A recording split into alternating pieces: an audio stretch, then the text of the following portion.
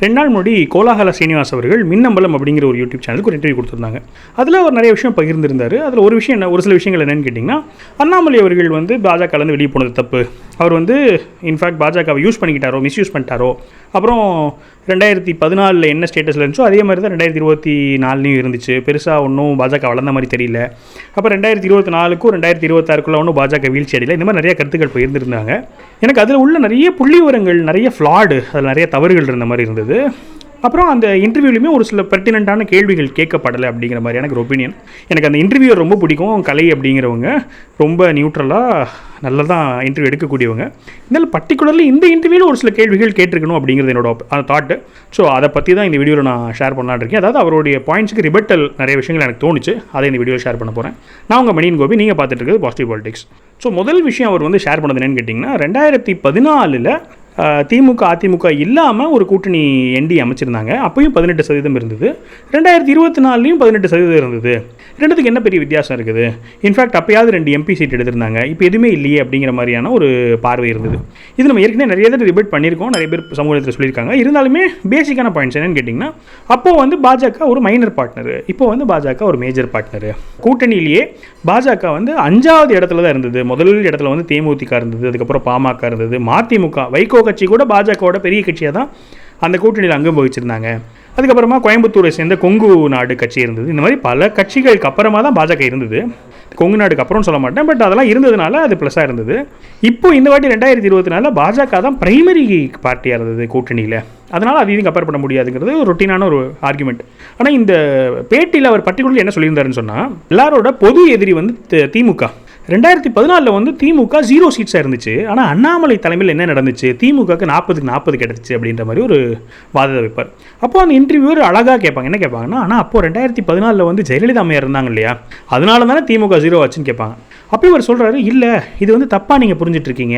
Actually 2014 வந்து திமுக 0 seeds எடுத்ததுக்கு காரணம் ஜெயலலிதா நீங்கள் நினச்சிட்டு இருப்பீங்க. ஆனால் அதுக்கு காரணம் ஜெயலலிதா கிடையாது, அதுக்கு காரணம் பொன்னார் அப்படிங்கிறார். எனக்கு ரொம்ப அப்சைடாக இருந்துச்சு. இது எப்படி இப்படி சொல்கிறாருன்னு தெரியல. சரி, அதுக்கப்புறம் அவர் கன்னியூ பண்ணி சொல்கிறாருன்னு அதை ஜஸ்டிஃபை பண்ணுறாரு. நான் அதையும் உங்களுக்கு நான் வந்து என்ன பண்ணுறேன்னா புரிய வைக்கிறேன். ஏன் 2014 வந்து பொன்னார் தான் காரணம் நான் சொல்கிறேன்னு சொன்னால், பொன்னார் ஒரு மிகப்பெரிய கூட்டணி கட்டமைச்சிருந்தார். அவர் மிகப்பெரிய கூட்டணி கட்டமைச்சதுனால, அதாவது பாமக மாதிரி பெரிய பெரிய பார்ட்டிஸ்லாம் அவர் கூட வச்சுக்கிட்டதுனால திமுக கிட்ட அலையன்ஸு ஃபார்ம் ஆகலை. ஒருவேளை அப்போ பொன்னார் வந்து பாமகவை கூட வைக்காமல் இருந்திருந்தால் பாமக திமுக கிட்ட போயிருக்கும். அப்போ திமுக வந்து 10-15 சீட் எடுத்திருக்கும். அப்போ இவர் கூட்டணி வச்சதுனால தான் திமுக 0 சீட்டுன்னு சொல்லி சொல்கிறார். முதல் கேள்வி, இப்போயும் நம்ம பெரிய கூட்டணி 2024 பெரிய கூட்டணி வச்சுருந்தாங்களே, அது கேள்வி உடனடியாக வரணும்ல. பாமக அப்போ வந்து பொன்னார் கூப்பிட்டுருந்தாருன்னா இப்போயுமே 2024 அண்ணாமலை அவர்கள் பாமக கூப்பிட்டுட்டாங்க. மற்ற எல்லா கட்சியும் கூப்பிட்டுட்டாங்க. TTV கூப்பிட்டுக்கிட்டாரு, OPS கூப்பிட்டுக்கிட்டாரு. இப்போ ஓபிஎஸ் வந்து 2026 திமுக கிட்ட போன மாதிரி 2024 திமுக கிட்ட போகல. டிடிவி அவர்கள் இங்கே தான் இருந்தார், பாமக இங்கே தான் இருந்தாங்க. இப்போ இவங்கெல்லாம் திமுக கிட்ட போகலையே. ஆனால் பர்டிகுலர்லி என்ன வித்தியாசம்னு கேட்டிங்கன்னா, அப்போது 2014க்கும் 2024 வித்தியாசம். 2014 காங்கிரஸும் திமுக ஒன்றா இல்லை. அதுதான் மெயின் ரீசன். காங்கிரஸும் திமுக ஒன்றா இருந்துச்சுன்னு சொன்னால் அந்த மைனாரிட்டி ஓட்ஸ்லாம் ரொம்ப ஒன்றா சேர்ந்துருது. 2014 அவங்க தனித்தனியாக இருந்தாங்க, 2024 சேர்ந்துருந்தாங்க. அப்போ 2014 காங்கிரஸ், திமுக, கம்யூனிஸ்ட் இவங்க எல்லாமே சேர்ந்து ஒரே கூட்டணியில் இல்லாததான் காரணம் திமுக 0 ஆனதுக்கு. அதை அவங்க புரிஞ்சுக்கிட்டு 2014 அப்புறமாவே எல்லாம் ஒன்று சேர்ந்துட்டாங்க. காங்கிரஸ், திமுக, கம்யூனிஸ்ட் எல்லாம் ஒன்று சேர்ந்துட்டாங்க. ஆனால் இப்போ 2014 வந்து பிஜேபி 2 சீட் அடித்ததுக்கும் ஒரு முக்கியமான காரணம் என்னன்னு கேட்டிங்கன்னா, காங்கிரஸ் திமுக சேராமல் இருந்தது. இப்போ கன்னியாகுமரியில் பொன் ராதாகிருஷ்ணன் அவர்கள் ஜெயிச்சாருன்னு சொன்னால் அதுக்கு முக்கியமான காரணம் காங்கிரஸ் திமுக தனித்தனியாக இருந்ததுனால பிஜேபி ஜெயிச்சிருச்சு.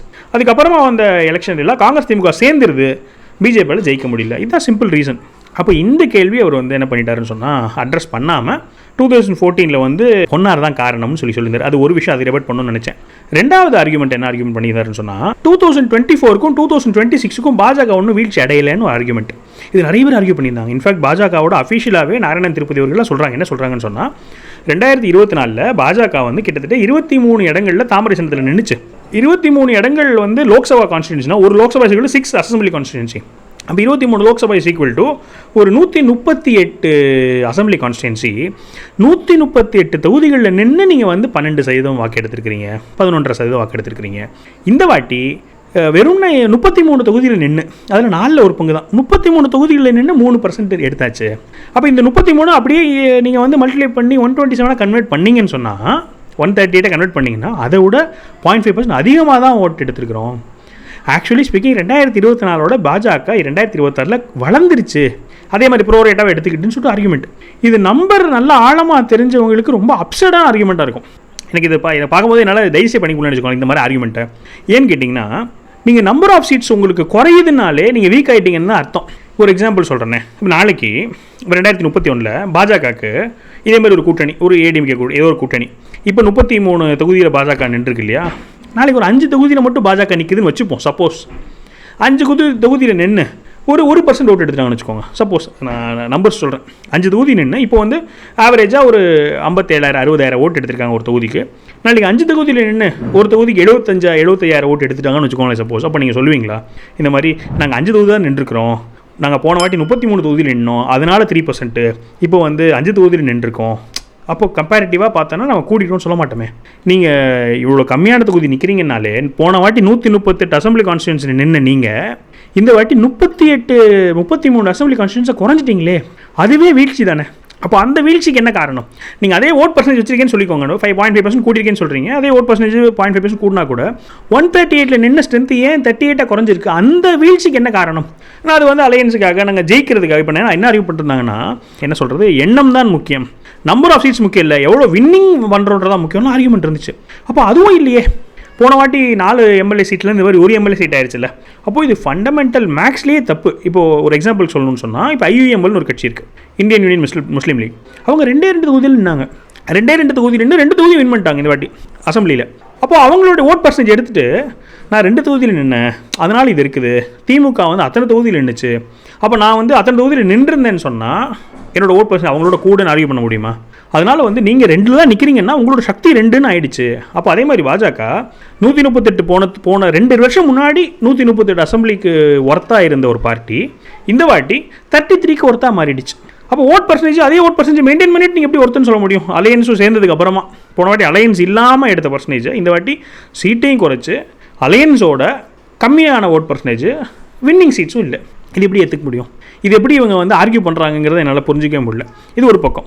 இன்னொன்று என்ன ஆர்கியூ பண்ணிட்டே இருந்தாருன்னு சொன்னால், அண்ணாமலை அவர்கள் வந்து விக்ட்ரியே கொடுக்கலையே, பொது எதிரியான திமுகவுக்கு எப்படி நீங்கள் வந்து 40 சீட்ஸ் கொடுக்கறதுக்கு, உங்கள் தலைமையில் 40 சீட்ஸ் போயிடுச்சே, ஒரு சீட்டு கூட ஜெயிக்கலையே, 40க்கு 40 இல்லை 0 அப்படின்னு சொல்லிட்டு 24 எலெக்ஷன் அவ்வளோ தூரம் எல்லோரும் ஃபோக்கஸ் பண்ணுறாங்க. இதில் ஒரு முக்கியமான விஷயம் கவனிக்க வேண்டியது என்னன்னு கேட்டிங்கன்னா, பாஜக வந்து அவ்வளோ சின்ன கட்சி இது இவங்களோட பார்வையில், இல்லாட்டி பொது அரசியல் தமிழக அரசியல் வரலாறுலையே. அப்போ அந்த பார்ட்டி 0 சீட்ஸ் எடுத்ததுக்கு இவ்வளோ ஒரு கிரிட்டிக்கலாக பார்க்குறவங்க, அதிமுக 40க்கு 0 எடுத்திருக்கே, இது 2வது தடவை எடுத்திருக்குது. அதாவது 2014 பாஜக எப்படி இருந்தது, 2024 பாஜக எப்படி இருக்குது, இந்த ஒரு பார்வை பார்க்குற யாருமே 2014 அதிமுக எப்படி இருந்துச்சு, 2024 அதிமுக எப்படி இருக்குது, இந்த பார்வையை பார்க்குறதே இல்லை. 2014 ஆளும் கட்சி 37 தொகுதி ஜெயித்தவங்க, தனியாக நின்று ஜெயித்தவங்க, அவங்க எங்கே அதெல்லாம் பாதாளத்துக்கு போயிட்டாங்க. 2024 19லையும் பாதாளத்துக்கு போயிட்டாங்க, 24 போயிட்டாங்க, 21 போயிட்டாங்க, 26 போயிட்டாங்க. அப்போ அண்ணாமலை என்ன ஒரு எலெக்ஷனில் பெர்ஃபார்ம் பண்ணாததை வந்து பேசக்கூடிய நபர்கள், அதிமுக இத்தனை எலெக்ஷனில் பெர்ஃபார்ம் பண்ணாததை பற்றி பேசுகிறதே இல்லை. அப்போ நீங்கள் அப்படி கண்டினியூஸாக தோற்றுக்கிட்டே இருக்கிற ஒரு பார்ட்டி 2024 அவ்வளோ தூரம் தோற்ற பார்ட்டி, பிஜேபி 0 சீட்ஸ் எடுத்தது வந்து உங்களுக்கு ரொம்ப புவர் பெர்ஃபார்மன்ஸ்னு சொன்னால், அதிமுக 0 சீட்ஸ் எடுத்தது எவ்வளோ பெரிய பொறு பெர்ஃபார்மன்ஸ். அப்போ அந்த பொறு பெர்ஃபார்மன்ஸுக்கு நீங்கள் ரிலேட்டடாக ஷீட் ஷேரிங் இருந்திருக்கணும் இல்லையா? அது இல்லை. அப்போ என்னோட பார்வை பார்த்தீங்கன்னா, என்னோட பர்டிகுலர் பர்சனல் பார்வை கேட்டிங்கன்னா, அதிமுக பாஜக கூட்டணி வச்சது எனக்கு தப்புன்னு எனக்கு தோணலை. நான் அதை முன்னாடியுமே நான் தப்புன்ற மாதிரி சொல்லியிருக்க மாட்டேன். எனக்கு அப்படி ரொம்ப ஆழமான பிடிப்பு இல்லை. இப்போ அண்ணாமலை அவர்களுக்கு வந்து அதிமுக கூட சேர்ந்ததே பிடிக்கலன்னு வச்சுக்கோங்களேன். எனக்கு எங்கே மிகப்பெரிய தப்பு நடக்குதுன்னு நான் ஃபீல் பண்ணேன்னு சொன்னால் சீட் ஷேரிங்கில்.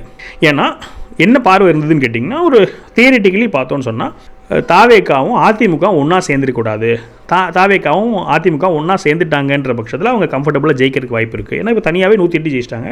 அதிமுக மாதிரி ஒரு ஆர்கனைசேஷன் சப்போர்ட் இருக்குன்னா இன்னும் கம்ஃபர்டபுளாக ஜெயிச்சிருப்பாங்க. அதிமுக ஒரு இழைவாயிருக்கும், நல்லாவே நிறைய எம்எல்ஏ பதவிகள் வந்திருக்கும், அரசாங்கத்தில் இடம்பெற்றிருப்பாங்க. திமுக அவங்களோட பெரிய கூட்டணி வச்சுட்டு அவங்க எதிர்கட்சியாக வந்திருப்பாங்க. பாஜக ரொம்ப பிக்சர்லேயே இல்லாமல் இருந்திருக்குன்னா வாய்ப்பு இருக்குது. 24 மாதிரி அண்ணாமலை அவர்கள் திரும்ப பயங்கரமாக உழைச்சி பெரிய ஒரு கூட்டணி அமைச்சு நல்ல பர்சன்டேஜ் வாங்கியிருக்கலாம். ஆனால் அதை விட அதிமுகவும் தாவேக்காவும் பெட்டர் பொசிஷனில் இருந்திருக்கலாம் அப்படின்ற ஒரு யூகத்தில் நானும் உடன்பட்டேன். ஆனால் எங்கே பிரச்சனை வந்துச்சுன்னு கேட்டிங்கன்னா, கூட்டணியை தாண்டி அந்த சீட் ஷேரிங் பார்த்தோன்னு சொன்னால், இவரோட 2 வருஷத்தில் பர்சன்டேஜ் கூட்டினதை அப்படியே ரிவர்ஸ் பண்ண மாதிரி ஆயிடுச்சு. அந்த 138 கான்ஸ்டிடுவன்சியில் நின்றுட்டு அதை 33 கான்ஸ்டிடுவன்சியாக சுருக்கியாச்சு. அந்த 33லையுமே 6 கான்ஸ்டிடுவன்சிஸ் வந்து கூட்டணி கட்சிகளுக்கு. இப்போ 27 தான். அப்போ 27 குறைச்சது தான் பிரச்சனை ஆகிடுச்சு. இந்த மாதிரி விஷயங்கள் எல்லாமே வந்து அந்த இதில் அட்ரஸ் பண்ணப்படல. அந்த இன்டர்வியூவில் இவர் வந்து அந்த நம்பர்ஸ் வச்சு மிஸ்கீடு பண்ணார், இல்லாட்டி மிஸ்ரீடு பண்ணாருன்னு சொல்லலாம். மிஸ்ரீடு பண்ணிட்டார் அப்படிங்கிறது என்னோட ஒப்பீனியன். 2024 நம்பர்ஸ் நான் உடைக்கிறேன் அப்படின்னு சொல்லிட்டு 2024 பாஜக வந்து 11.5% ஓட்டு வாங்கிருந்துச்சு. அதில் அந்த ஓட்டு மட்டுமா இருந்தது? பாமக ஓட்டு இருந்துச்சா, டிடிவி ஓட்டு இருந்துச்சா, அப்புறம் ஒரு 10-12 ஹை ப்ரொஃபைல்ஸ் இருந்தாங்க. ஏசி சண்முகம் மாதிரி, பாரிவேந்தர் மாதிரி பெரிய பெரிய ஆளுங்க இருந்தாங்க. அவங்களோட ஓட்டெல்லாம் இருக்குல்ல. பாஜக இல்லைனாலும் உங்களுக்கு ஒரு ஓட்டு இருந்திருக்குல்ல. அப்போ அந்த ஓட்டெல்லாம் நீங்கள் கழிக்கணும்ல. கழிச்சு 2% அங்கே எடுங்க, 2% இங்கே எடுங்க. அந்த 11 அப்படியே உடச்சு கொண்டு வராங்க. கொண்டு வந்துட்டு இவ்வளோ தான் இருக்குது, இது என்ன பெர்ஃபார்மன்ஸ் அப்படின்ற மாதிரி சொல்கிறாங்க. அப்போது நீங்கள் 2024 இருக்கிற 11.5%ல் பாமக ஓட்டு இருந்துச்சுன்னு சொன்னால், ஆக்சுவலாக பாமக ஓட்டு இருக்குன்னு சொல்லக்கூடாது. ஏன்னா அவங்க ஓட்டு பாமக வாங்கின ஓட்டில் வந்து பாஜக ஓட்டு கலந்துருக்குல்ல. நீங்கள் வந்து 2024 23 சீட்டு வந்து பாஜக நிற்குது, பாக்கி 17 சீட்டு நிற்கல இல்லை. அந்த 17 சீட்டில் உள்ள பாஜக ஓட்டெலாம் இருக்குல்ல. அப்போ அதெல்லாம் வந்து பாமக போயிடுச்சுல்ல. இதுதானே அலையன்ஸோட கான்செப்டே. அப்போ இங்கே மட்டும் நீங்கள் வந்து மற்ற பார்ட்டியோட ஓட்டை எடுக்கிறீங்கன்னு சொன்னால், அப்போ போட்டி போடாத மற்ற தொகுதிகளில் இருக்க பாஜக ஓட்டு அதை எடுத்து இங்கே ஆட் பண்ணணும்ல. அதானே கான்செப்ட். அவங்க புரிஞ்சுக்கிட்டு தானே அப்படியே பிரிக்கிறாங்க. சரி, ஓகே, வாட் எவர். அதே ஆர்குமெண்ட் நம்ம வந்து 2026 எடுத்துட்டோம்னு சொன்னால், 2026 எடுத்த 2.97%, இந்த 2.97 பாஜக ஓட்டுக்குள்ளேயுமே பாமக ஓட்டு இருக்குது. இந்த 2.97 ஓட்டுக்குள்ளேயே டிடிவி ஓட்டு இருக்குது. அப்போ இதெல்லாம் கழிக்கணும்ல. அப்போ இது ரொம்ப ஒரு ஹிப்போக்ரஸியான ஒரு ஆர்குமெண்ட்டாக இருந்துச்சுன்னு வச்சுக்கோங்களேன். அப்புறம் இன்னொன்று சொன்னாங்க, எவ்வளோ விஐபி தொகுதிகள் இருந்துச்சுன்னு சொல்லிட்டு. இப்போ இது முக்கியமான விஷயம் என்னென்னா, இந்த விஐபிக்கள் ஏன் பாஜகவோட சின்னத்தில் ஓட்டு போட ஒத்துக்கிட்டாங்க?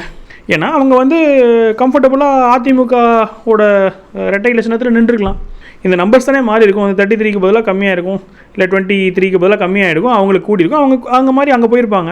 அப்போது விஐபிக்கள் இப்போ ஏசி சண்முகம் மாதிரி, பாரிவேந்தர் போன்றவங்கள்லாம் ரெட்டை இலையை விட அதிகமாக தாமரை ப்ரிஃபர் பண்ணியிருக்காங்க அப்படிங்கிறது தானே இதில் காமிக்குது. அப்போ இது எல்லாமே வந்து அட்ரஸ் பண்ணப்படலை, மிஸ்இன்டர்பிரேட் பண்ணி மிஸ்ரீடு பண்ணி பண்ணப்பட்டுச்சு அப்படிங்கிறது ஒப்பீனியன். அப்புறம் இன்னும் பல விஷயங்கள் சொல்லியிருந்தார். அதாவது கேள்வி கேட்பாங்க, இந்த மாதிரி பாஜக வந்து அண்ணாமலை அவர்களை யூஸ் பண்ணிருச்சோ அப்படின்ற மாதிரி கேட்டிருப்பாங்க. அதுக்கு அவர் வந்து, இல்லை நான் வந்து அப்படியே ஆப்போசிட்டாக பார்க்குறேன், பாஜகவை தான் அண்ணாமலை அவர்கள் யூஸ் பண்ணிட்டாரோ அப்படின்னு பார்க்குறேன் அப்படின்லாம் சொல்லியிருப்பாங்க. ஸோ அந்த மாதிரியான ஒரு சில ஒப்பீனியன்ஸ் கூட நான் போக விரும்பல. இந்த நம்பர்ஸ் மட்டும் நான் வந்து என்னோட தாட்ஸ், இது எப்படி கரெக்டாக ரீட் பண்ணணும், இதுதான் கரெக்டாக நான் ஃபீல் பண்ணி நான் சொல்கிறேன். உங்களுக்கு என்ன நம்பர்ஸ், இந்த நம்பர்ஸ்லாம் உங்களுக்கு என்ன தாட் அப்படிங்கிறத வந்து ஷேர் பண்ணுங்கள். இன்னொரு இன்டர்வியூ நான் ஒரு பாயிண்ட் மட்டும் பர்டிகுலர் அதை மட்டும் சொல்லணும்னு நினச்சேன். அர்ஜுனமூர்த்தி அப்படின்னு சொல்லிட்டு முன்னாடி ரஜினிகாந்த் அவர்கள் கூட இருந்தார், இப்போ பாஜக இருக்கிறாரு. அவர் ஒரு பேட்டியில் சொல்லியிருப்பார். என்ன சொல்லியிருப்பாருன்னு சொன்னால், மோடிஜியும் அமித்ஷாவும் பாஜகவும் அண்ணாமலை அவர்களுக்கு எவ்வளோ அள்ளி வழங்கினாங்க. இந்த மாதிரி காரில் தனியாக கூட்டிகிட்டு போனாங்க, ஹெலிகாப்டர் வச்சு பயணம் கொடுத்தாங்க, ஒன்னானு உட்காந்து பேசினாங்க, செல்ல பிள்ளையாக பார்த்தாங்க, எவ்வளோ அட்வைஸ் கொடுத்தாங்க. எனக்கெல்லாம் ரொம்ப அதை பார்த்தா ஒரு ஏக்கம். எனக்கெல்லாம் வந்து மோடிஜி கூட ஒரு மீட்டிங் கிடைக்கலையே, மோடிஜியோட அட்வைஸ் கிடைக்கலையேன்னு நான் ரொம்ப ஏங்கினேன். அவருக்கு அவ்வளோ கிடைச்சிதுன்னு சொல்லிட்டு இது இவர் மட்டும் இல்லை, நிறைய பேர் சொல்கிறாங்க. என்ன சொல்கிறாங்கன்னா, பாஜக அவங்களுக்கு எவ்வளோ அவருக்கு பாஜக கொடுத்துச்சு எவ்வளோ கிடைச்சிதுன்னே சொல்கிறாங்களே ஒழிய, நான் எங்கேயுமே என்ன பார்க்கலன்னு சொன்னால், அவருக்கு பாஜகலேருந்து கிடைச்ச சலுகைகளை வந்து அதிகமாக பார்க்குறாங்களே ஒழிய, மக்கள் இவ்வளோ பேர் அவர் மேலே ஏன் ஆதரவாக இருக்கிறாங்க? எனக்கு அவருக்கு அண்ணாமலைக்கு இருக்கிற மக்கள் ஆதரவு எனக்கு இல்லையே. எனக்கு அண்ணாமலை மேலே இவ்வளோ மக்கள் ஆதரவு கொடுக்குறத பார்த்து எனக்கு ஏக்கமாக இருக்குது. எனக்கு அவ்வளோ மக்கள் ஆதரவு கொடுக்கலையே, என்னையும் அவ்வளோ மக்கள் வந்து சொந்தமாக பார்க்கலையே, என்னையும் அவ்வளோ மக்கள் தலைவனை ஏற்றுக்கலையேன்ற ஒரு ஏக்கம் இருக்குன்னு நான் யாரையுமே சொல்லி பார்க்கல. அது எப்படி ஆர்கியூ பண்ணி போயிடுறாங்கன்னு கேட்டால், அதெல்லாம் போய் அவருக்கு ஆதரவே இல்லை, அவர்லாம் வந்து பெய்டு ஆளுங்களை வச்சு ஒரு பிம் கிரியேட் பண்ணுறாருன்ற மாதிரி போயிடுறாங்கன்னு வச்சுக்கோங்களேன். அது அந்த கண்ணை மூடிட்டு இருக்கவங்களுக்கு ஒன்றுமே பண்ண முடியாதுன்னு வச்சுக்கோங்களேன். எல்லாத்தையுமே பெய்டுன்னு சொல்லிட்டு அவங்க இப்போ விஜய் அவர்கள் அப்படியே சொல்லிட்டு இருந்தாங்க. விஜய் அவர்களுக்கு வந்து இல்லவே இல்லைன்னு சொல்லிட்டு இருந்தாங்க. இப்போ ஓட்டு 1.25 கோடி ஓட்டு விழுந்துருக்கு. ஸோ அதே போல் இஃப் அட் ஆல் அந்த மாதிரி ஒரு ஏக்கம் அவங்க வெளிப்படுத்துறதே இல்லை. ஏன் மக்கள் வந்து அவருக்கு மேலே ஆதரவு கொடுக்குறாங்கங்கிறது எனக்கு ஒரு ஏக்கமாக இருக்குன்னு சொல்லி இல்லவே இல்லை. அது எனக்கு ஆச்சரியமாக இருந்துச்சு. அப்போ அந்த ஆங்கிளில் போனாலே எனக்கு தெரிஞ்ச ப்ராப்ளம் சால்வ்டுன்னு நினைக்கிறேன். இப்போ இவங்க என்ன நினச்சிக்கிறாங்கன்னா, இவருக்கு கொடுத்த மாதிரியே ஹெலிகாப்டர் கேம்பெயினுக்கு கொடுத்து மோடிஜி வந்து காரில் கூட்டிகிட்டு போய் இப்போ என் மக்கள் யாத்திரை சொன்னாங்க. அதே போல் தான் இப்போ ஒரு யாத்திரை நடந்துச்சு. பற்றி நாயனா நாகேந்திரன் அவர் ஒரு யாத்திரை நடத்தினார், எல்முருகன் அவர்கள் ஒரு வேல் யாத்திரை நடத்தினாங்க. இந்த மாதிரி நிறைய பேர் யாத்திரை நடத்துகிறாங்க. இன்னும் கொஞ்சம் செலவு பண்ணி யாத்திரை நடத்தணும்னு எதிர்பார்க்குறாங்களா இருக்கும் தெரியல. இப்போ அந்த மாதிரி செலவு பண்ணி யாத்திரைகள் கொடுத்து இன்னும் கொஞ்சம் பணம் கொடுத்து நீங்களும் ஒரு வார் ரூம் வச்சு நீங்களும் வந்து உங்களுக்காக வந்து சோஷியல் மீடியா போஸ்ட் போட சொல்லி இந்த மாதிரிலாம் பண்ணால் தானும் பாப்புலர் ஆகிடலான்னு நினைக்கிறாங்களான்னு எனக்கு தெரியல. அப்படி நினச்சாங்கன்னா அது வேறு ஒன்றும் பண்ண முடியாது. எனக்கு இப்போ இந்த ஒரு பாயிண்ட் என்ன சொல்லணும்னு நினச்சேன்னா, பாஜக அவருக்கு கொடுத்த முக்கியத்துவத்தை வந்து ஏக்கமாக பார்க்குறவங்க மக்கள் அவருக்கு கொடுக்குற முக்கியத்துவத்தை பார்த்து ஏக்கமாக பார்க்கலையே அப்படிங்கிறது தான் ஒரு கேள்வியாக இருந்தது. ஸோ இதெல்லாம் தான் வந்து ஷேர் பண்ணணும்னு நினச்சேன். உங்களோட கருத்துக்களை எப்பயும் போல பதிவு பண்ணுங்கள். மேலும் ஒரு பாசிட்டிவ் பாலிசி சந்திக்கிறேன். வணக்கம்.